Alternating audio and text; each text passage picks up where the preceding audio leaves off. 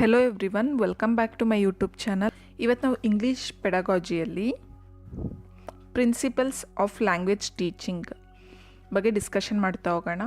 First language ಅಂದರೆ ಏನು ನೋಡೋಣ. ಲ್ಯಾಂಗ್ವೇಜ್ ಅಂದರೆ ಭಾಷೆ. Language is A medium through which one can express once idea, thoughts, feelings etcetera. ಭಾಷೆ ಅನ್ನೋದು ಒಂದು ಮೀಡಿಯಮ್ ಇದ್ದಾಗೆ ಇದರಲ್ಲಿ ಒಬ್ಬರು ಐಡಿಯಾ ಆಗಿರ್ಬೋದು ಅಥವಾ ಅವ್ರ ಥಾಟ್ಸ್ ಏನಿರುತ್ತೆ, ಅವ್ರ ಫೀಲಿಂಗ್ಸ್ ಏನಿರುತ್ತೆ ಅದನ್ನು ಎಕ್ಸ್ಪ್ರೆಸ್ ಮಾಡ್ಕೊಳ್ಳೋದನ್ನೇ ನಾವು ಏನಂತ ಹೇಳ್ತೀವಿ, ಲ್ಯಾಂಗ್ವೇಜ್ ಮೀನ್ಸ್ ಭಾಷೆ ಅಂತ ಹೇಳ್ತೀವಿ. Next aims of language teaching. ಗುರಿಗಳೇನು ಹಂಗಾದರೆ ಲ್ಯಾಂಗ್ವೇಜ್ ಟೀಚಿಂಗ್ ಮಾಡೋದಕ್ಕೆ ಏಮ್ಸ್ ಏನು? First one, ability to understand the speakers language. ನಮ್ಮ ಎದುರುಗಡೆ ಏನಿರ್ತಾರೆ, ಅವ್ರು ಏನು ಮಾತಾಡ್ತಿರ್ತಾರೆ ಅದನ್ನು ಅರ್ಥ ಮಾಡ್ಕೊಳ್ಳೋದಕ್ಕೆ ಲ್ಯಾಂಗ್ವೇಜ್ ಬೇಕು, ಲ್ಯಾಂಗ್ವೇಜ್ ಟೀಚಿಂಗ್ ಆಗಬೇಕು. Next ability to read along with understanding. ನಾವು ಏನು ಓದ್ತೀವಿ ಅದು ಅರ್ಥ ಮಾಡ್ಕೊಳ್ಳೋದಕ್ಕೆ. Next development of creative skills ಅಂತಂದರೆ ಸೃಜನಶೀಲ ಕೌಶಲ್ಯಗಳು ಅಭಿವೃದ್ಧಿಗೊಳ್ಳೋದಕ್ಕೆ ಲ್ಯಾಂಗ್ವೇಜ್ ಟೀಚಿಂಗ್ ಬೇಕು.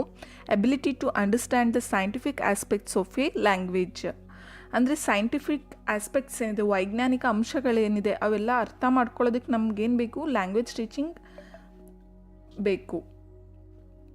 Next principles of language teaching ಅಂದರೆ ತತ್ವಗಳೇನೇನು ಲ್ಯಾಂಗ್ವೇಜ್ ಟೀಚಿಂಗ್ದು. First one, principle of exercise.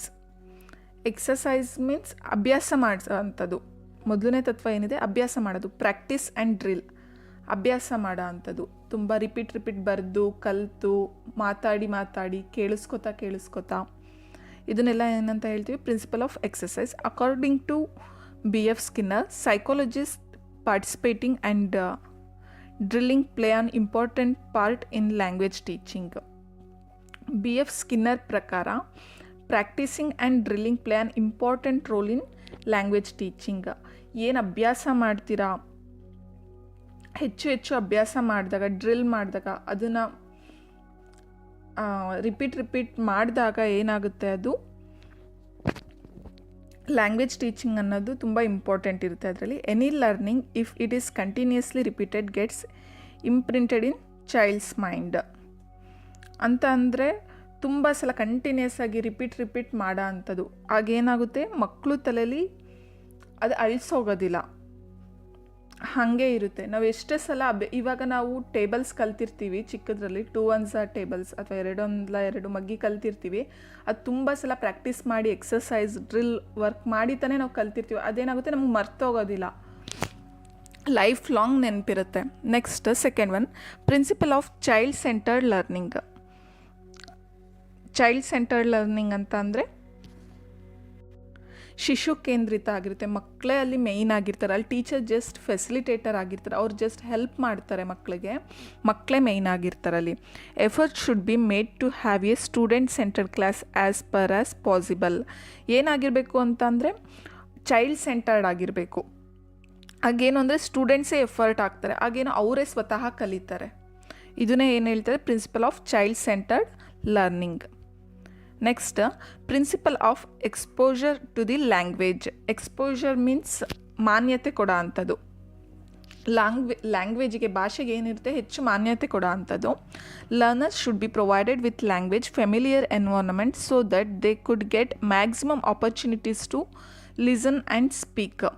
ನಾವು ಹೆಚ್ಚು ಭಾಷೆಗೆ ಪ್ರಾಮುಖ್ಯತೆ ಕೊಟ್ಟಷ್ಟು ಒಂದು ಒಳ್ಳೆಯ ಎನ್ವೈರ್ನಮೆಂಟಲ್ಲಿ, ಫೆಮಿಲಿಯರ್ ಎನ್ವೈರ್ನಮೆಂಟಲ್ಲಿ ಮ್ಯಾಕ್ಸಿಮಮ್ ಆಪರ್ಚುನಿಟೀಸ್ ಕೊಡಬೇಕು ಮಕ್ಕಳಿಗೆ, ಕೇಳಿಸ್ಕೊಳ್ಳೋಕ್ಕೆ, ಅವ್ರಿಗೆ ಮಾತಾಡೋದಕ್ಕೆ ತುಂಬ ಆಪರ್ಚುನಿಟೀಸ್ ಕೊಟ್ಟಾಗ ಏನಾಗುತ್ತೆ, ಲ್ಯಾಂಗ್ವೇಜ್ ಇಂಪ್ರೂವ್ಮೆಂಟ್ ಆಗುತ್ತೆ, ಮಕ್ಕಳಲ್ಲಿ ಲ್ಯಾಂಗ್ವೇಜ್ನ ಕಲ್ತ್ಕೋತಾರೆ.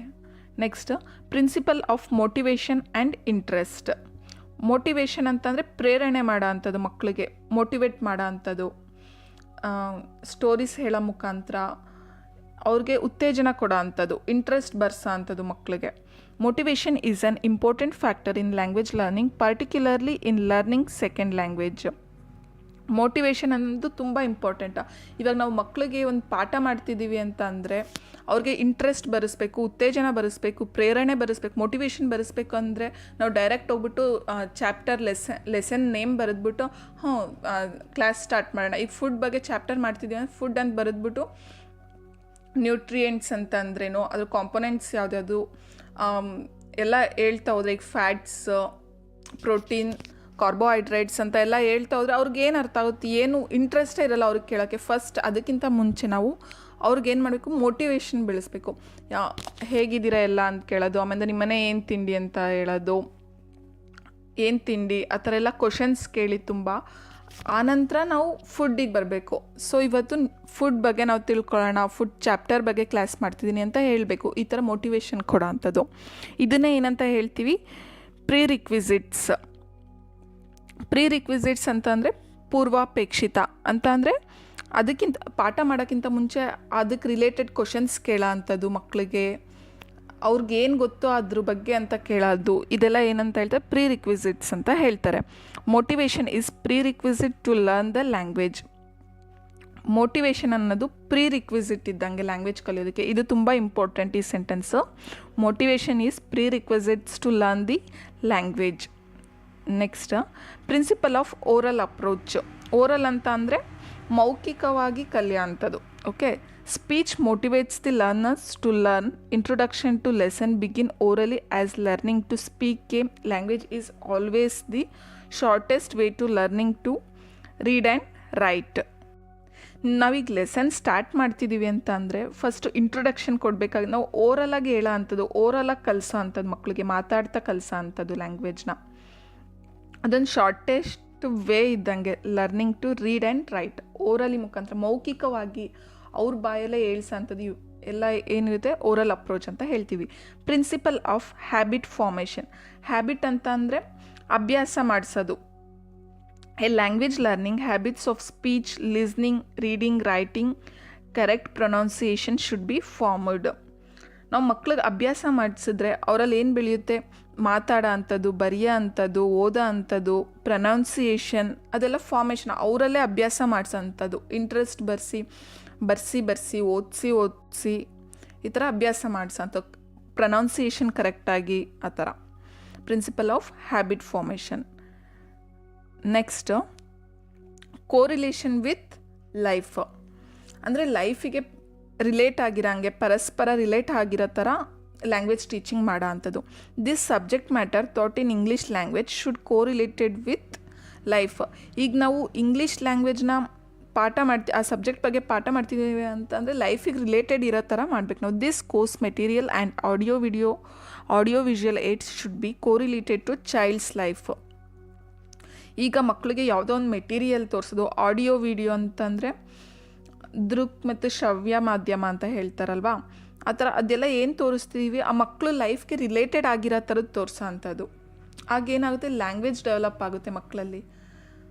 ತನ್ನ ಸಿಚುಯೇಷನ್ಗೆ, ರಿಯಲ್ ಲೈಫ್ ಸಿಚುಯೇಷನ್ಗೆ ರಿಲೇಟೆಡ್ ಆಗಿರೋಂಗೆ ತೋರಿಸೋ ಅಂಥದ್ದು. Next one, principle of individual differences. Individual differences ಅಂತಂದರೆ ವೈಯಕ್ತಿಕ ವ್ಯತ್ಯಾಸ. ಒಬ್ಬೊಬ್ಬರಲ್ಲೂ ಇಂಡಿವಿಜುವಲ್ ಡಿಫ್ರೆನ್ಸಸ್ ಇದ್ದೇ ಇರುತ್ತೆ. ಈಗ ನಾನು ಕಲ್ತಂಗೆ ಇನ್ನೊಬ್ಬರು ಕಲಿಯೋದಿಲ್ಲ. ಈಗ ನಾನು ಪಾಠ ಮಾಡ್ತಿದ್ದೀನಿ ಅಂದರೆ ನಂತರನೇ ಬೇರೆಯವರು ಪಾಠ ಮಾಡೋದಿಲ್ಲ. ಸೊ ಇದನ್ನು ಏನಂತ ಹೇಳ್ತೀವಿ, ಇಂಡಿವಿಜುವಲ್ ಡಿಫ್ರೆನ್ಸಸ್. ಈಗ ಒಂದು ಮಗು ಮ್ಯೂಸಿಕಲ್ ತುಂಬ ಇಂಟ್ರೆಸ್ಟ್ ಇದೆ ಅಂತಂದರೆ ಇನ್ನೊಂದು ಮಗುಗೂ ಕೂಡ ಮ್ಯೂಸಿಕಲ್ ಇಂಟ್ರೆಸ್ಟ್ ಇಲ್ಲ, ಆ ಮಗುಗೆ ಸ್ಪೋರ್ಟ್ಸಲ್ಲಿ ಇಂಟ್ರೆಸ್ಟ್ ಇರುತ್ತೆ. ಇದನ್ನೇ ಏನಂತ ಹೇಳ್ತೀವಿ, ಇಂಡಿವಿಜುವಲ್ ಡಿಫ್ರೆನ್ಸಸ್ ಅಂದರೆ ವೈಯಕ್ತಿಕ ವ್ಯತ್ಯಾಸ ಅಂತ ಹೇಳ್ತೀವಿ.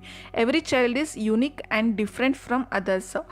ಯುನಿಕ್ ಅಂತ ಅಂದರೆ ಅನನ್ಯ, ಏಕಮಾತ್ರ, ಅಂದರೆ ಒಬ್ರಿಗಿಂತ ಒಬ್ಬರು ಡಿಫ್ರೆಂಟಾಗಿರ್ತಾರೆ.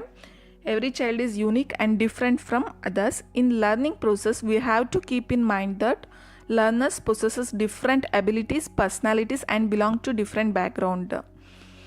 ಈ ಕಲಿಕೆಯಲ್ಲಿ ಏನಾಗಿರುತ್ತೆ ಅಂತಂದರೆ ಪ್ರತಿಯೊಂದು ಚೈಲ್ಡ್ಗೂ ಡಿಫ್ರೆಂಟ್ ಎಬಿಲಿಟೀಸ್ ಇರುತ್ತೆ, ಅವ್ರದ್ದೇ ಆದೊಂದು ಸಾಮರ್ಥ್ಯ ಇರುತ್ತೆ, ಪರ್ಸ್ನಾಲಿಟೀಸ್ ಇರುತ್ತೆ, ಡಿಫ್ರೆಂಟ್ ಬ್ಯಾಕ್ಗ್ರೌಂಡ್ಗೆ ಸೇರಿರ್ತಾರೆ. ಸೊ ಏನಿರಬೇಕು, ಇಂಡಿವಿಜುವಲ್ ಡಿಫ್ರೆನ್ಸಸ್ ಇರುತ್ತೆ ಮಕ್ಕಳಲ್ಲಿ ಅನ್ನೋದನ್ನ ಹೇಳ್ತಿರೋದಿಲ್ಲಿ. Next one, principle of imitation ಅಂತ ಅಂದರೆ ಅನುಕರಣೆ ಮಾಡೋ ಅಂಥದ್ದು. ಮಕ್ಕಳು ಈಗ ಟೀಚರ್ಸ್ನ ಅನುಕರಣೆ ಮಾಡ್ತಾರೆ. ಈಗ ನಾವು ಪಾಠ ಮಾಡ್ತಿದ್ದೀವಿ ಅಂತಂದರೆ ಟೀಚರ್ ಹೇಗೆ ಪಾಠ ಮಾಡ್ತಾರೆ, ಟೀಚರ್ ಹೇಗೆ ರೆಡಿಯಾಗಿರ್ತಾರೆ, ಅದೆಲ್ಲ ನೋಡಿ ಮಕ್ಕಳು ಕೂಡ ಮನೆಗೆ ಹೋಗಿ ಅದೇ ರೀತಿ ಅನುಕರಣೆ ಮಾಡ್ತಾರೆ. ಸೊ ಲ್ಯಾಂಗ್ವೇಜ್ ಟೀಚಿಂಗಲ್ಲೂ ಕೂಡ ಇಮಿಟೇಷನ್ ಇದೆ. Principle of imitation. A child imitates his teacher very much, thus the teacher must become a model for the children. ಮಕ್ಕಳು ಏನಂತಂದರೆ ಟೀಚರ್ನ ಇಮಿಟೇಟ್ ಮಾಡ್ತಾರೆ, ಅವ್ರನ್ನ ಮಾಡೆಲ್ ಥರ ಟ್ರೀಟ್ ಮಾಡ್ತಾರೆ. ಅಂತ ಅಂದರೆ ಅವ್ರ ಥರನೇ ನಾವು ಏನು ಮಕ್ಕಳು ಕೂಡ ಟೀಚರ್ಸ್ನ ಮಾದರಿಯಾಗಿ ತಗೋತಾರೆ. ಅವ್ರ ಥರನೇ ನಾವು ಟೀಚರ್ ಆಗಬೇಕು, ಹೀಗೆ ಪಾಠ ಮಾಡಬೇಕು, ಅವ್ರ ಥರ ಒಳ್ಳೆ ಹ್ಯಾಬಿಟ್ಸ್ನ ಬೆಳೆಸ್ಕೋಬೇಕು ಅನ್ನೋ ಥರ. Next, tape recorder, radio, gramophone can also be used for the imitation. ಮಕ್ಕಳು ಏನು ಮಾಡ್ತಾರೆ, ಟೇಪ್ ರೆಕಾರ್ಡರಿಂದ ಇಮಿಟೇಷನ್ ಮಾಡ್ತಾರೆ, ರೇಡಿಯೋಯಿಂದ, ಟಿ ವಿಯಿಂದ, ಗ್ರಾಮಫೋನಿಂದ. ಈಗ ಮಗು ಟಿ ವಿ ನೋಡ್ತಿದೆ ಅಂತಂದರೆ ಅವ್ರು ಆ್ಯಕ್ಟ್ ಮಾಡೋದಾಗಿರ್ಬೋದು. ಈಗ ನ್ಯೂಸ್ ಚಾನಲ್ ಬರ್ತಿದೆ ಅಂತಂದರೆ ನ್ಯೂಸ್ ಚಾನಲಲ್ಲಿ ಹೇಗೆ ಓದ್ತಾರೆ ಅವ್ರ ಥರ ಇಮಿಟೇಟ್ ಮಾಡೋ ಅಂಥದ್ದು, ಈ ರೀತಿ. Next, principle of natural order learning. Natural ಅಂತ ಅಂದರೆ ನೈಸರ್ಗಿಕವಾಗಿ ಕಲಿಯೋ ಅಂಥದ್ದು ಕಲಿಕೆನ. ಹೇಗೆ ಅಂದರೆ listening, speaking, reading and writing are four basic skills of language.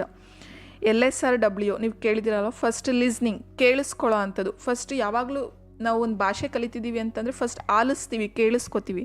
Next speaking, ಕೇಳಿಸ್ಕೊಂಡಿದ್ದನ್ನ ಮಾತಾಡ್ತೀವಿ. Next speaking.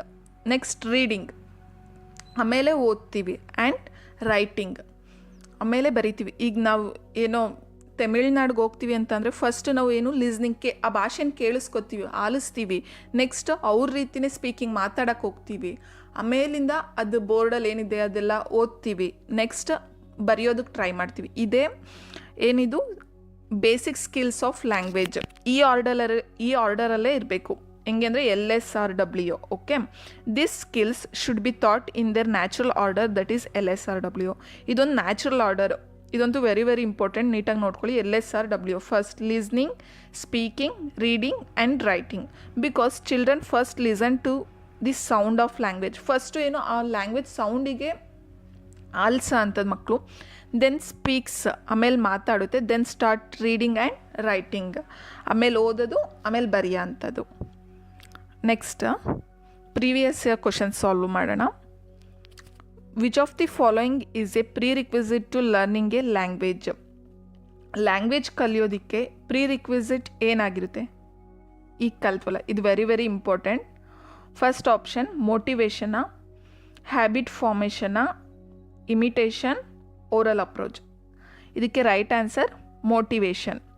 ಮೋಟಿವೇಶನೇ ಪ್ರೀ ರಿಕ್ವಿಸಿಟ್ಸ್ ಇದ್ದಂಗೆ ಲ್ಯಾಂಗ್ವೇಜ್ ಕಲಿಯೋದಕ್ಕೆ. ಓಕೆ, ಇದು ಇಂಪಾರ್ಟೆಂಟ್, ನೀಟಾಗಿ ನೋಟ್ಸ್ ಮಾಡ್ಕೊಳ್ಳಿ. Next, A child centred classroom is characterised by. Child centred classroom ಹೇಗಿರುತ್ತೆ? ಶಿಶು ಕೇಂದ್ರಿತ ಕೊಠಡಿ ಅಂದರೆ ಹೇಗಿರುತ್ತೆ? Very passive teachers and active learners. Okay, passive teacher okay, active learners okay, but very passive teacher ಆಗಿರಲ್ಲ. ತುಂಬ passive ಆಗಿರಲ್ಲ teacher. ಮಕ್ಕಳು ಗಲಾಟೆ ಮಾಡ್ತಿದ್ರು ಸುಮ್ಮನೆ ಕೂತ್ಬಿಡ್ತಾರೆ ಟೀಚರ್. ನೋ, ಮಕ್ಕಳು ಆ್ಯಕ್ಟಿವ್ ಆಗಿರ್ತಾರೆ. Okay, very passive that's wrong. Passive teacher okay. Next, a variety of learning activities for the learners. ಮಕ್ಳಿಗೆ ತುಂಬ ಚಟುವಟಿಕೆ ಮುಖಾಂತರ ಕಲಿಸೋವಂಥದ್ದು, ಆ್ಯಕ್ಟಿವಿಟೀಸ್ ಮುಖಾಂತರ, ಹ್ಯಾಂಡ್ಸ್ ಆನ್ ಆ್ಯಕ್ಟಿವಿಟೀಸ್ ಮುಖಾಂತರ, ಕೈಯಲ್ಲಿ ಅವರೇ ಕಲಿಯೋ ಅಂಥದ್ದು, ಆಟ ಆಡ್ತಾ ಕಲಿಯೋ ಅಂಥದ್ದು, ಆ್ಯಕ್ಟಿವಿಟೀಸ್ ಮಾಡ್ತಾ ಕಲಿಯೋ ಅಂಥದ್ದು. ಓಕೆ, ಇದು ಆಗುತ್ತೆ. Children sitting in centre of classroom ಸೆಂಟರಲ್ಲಿ ಕೂತ್ಕೊಂಡ್ರೆ ಅದು ಚೈಲ್ಡ್ ಸೆಂಟರ್ಡ್ ಕ್ಲಾಸ್ ರೂಮ್ ಆಗುತ್ತಾ? That one is wrong. Next, child teaching other child under supervision of a teacher. ಮಗು ಇನ್ನೊಂದು ಮಗುಗೆ ಪಾಠ ಮಾಡೋದು ಟೀಚರ್ ಕಂಟ್ರೋಲಲ್ಲಿ, ಅದುವೇ. ಇದು ರಾಂಗ್. ಇದಕ್ಕೆ right option, correct answer is option b, variety of learning activities for the learners. ತುಂಬ ಆ್ಯಕ್ಟಿವಿಟೀಸ್ ಮುಖಾಂತರ ಕಲಿಯೋ ಅಂಥದ್ದು. Next, language is a tool because. Language ಅನ್ನೋದು ಒಂದು ಟೂಲ್ ಅಂದರೆ ಉಪಕರಣ. ಏನಕ್ಕೆ? It is used for processing ಐಡಿಯಾಸ್ನ ಪ್ರೊಸೆಸ್ ಮಾಡೋದಕ್ಕೆ. It is used for communication, it is used for thinking, it is used for conveying ideas.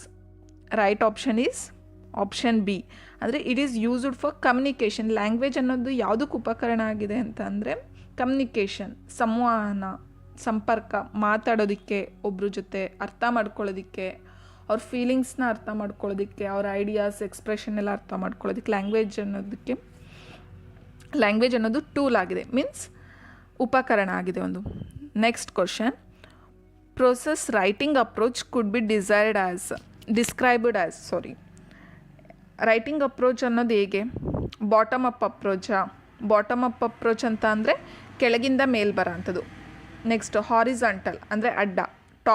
Top bottom ಅಂತ ಅಂದರೆ ಮೇಲಿಂದ ಕೆಳಗೆ ಬರೋ ಅಂಥದ್ದು. The vertical approach.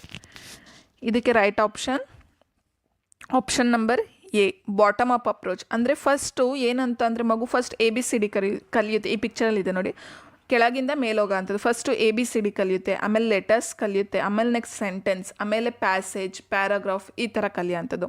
ಇದಕ್ಕೆ ಏನಂತ ಹೇಳ್ತೀವಿ? ಬಾಟಮ್ ಅಪ್ ಅಪ್ರೋಚ್ ಅಂತ ಹೇಳ್ತೀವಿ. Next TBLT in second language teaching is. TBLT full form ಏನು ಅಂತ ಕೇಳ್ತಿದ್ದಾರೆ. Tool basis language teaching, task book language teaching, task based language teaching, task based language training. ಇದಕ್ಕೆ right option ಏನು? Option number c task based language teaching. TBLT full form ಏನು? Task based language teaching. Task ಅಂತಂದರೆ ಕೆಲಸ ಮಾಡ್ತಾ activities ಮುಖಾಂತರ language teaching ಮಾಡೋ ಅಂಥದ್ದು ಅನ್ನೋದು. ಓಕೆ, ಈ ವಿಡಿಯೋ ಇಷ್ಟ ಆಗಿದರೆ ಲೈಕ್ ಮಾಡಿ, ಶೇರ್ ಮಾಡಿ, ಹಾಗೆ ನನ್ನ ಚಾನಲ್ಗೆ ಸಬ್ಸ್ಕ್ರೈಬ್ ಆಗಿ. Thank you.